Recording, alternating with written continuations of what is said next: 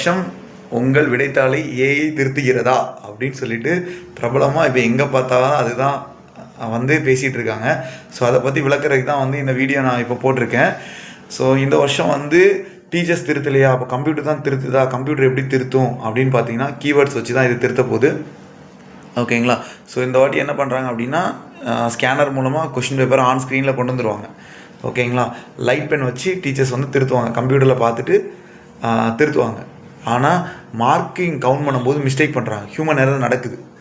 அதனால் இந்த வாட்டி என்ன பண்ணுறாங்க, கம்ப்யூட்டரில் நம்ம ஏற்றிட்டு ஆன் ஸ்க்ரீன் மார்க்கிங் சிஸ்டம் தான் சொல்லியிருக்காங்க, தவிர ஏஐ திருத்துதுன்னு சொல்லலை.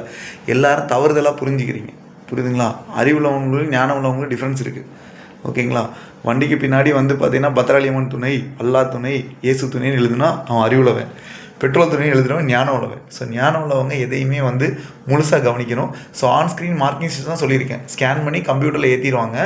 ஏற்றிட்டு லைட் பென் வச்சு திருத்துவாங்க. திருத்தும் போது மார்க்கு கவுண்டிங் மிஸ்டேக்கை தடுக்கிறதுக்கு கம்ப்யூட்டரே அந்த மார்க்கை எடுத்துக்கும்.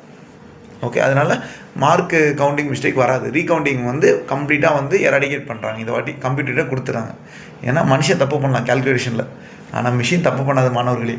ஸோ விடைத்தாளை மார்க்கை கவுண்ட் பண்ணுறது தான் ஏஐ, திருத்துறது ஏஐ கிடையாது. தவறுதலாக புரிஞ்சிக்க வேணாம். நன்றி, வணக்கம்.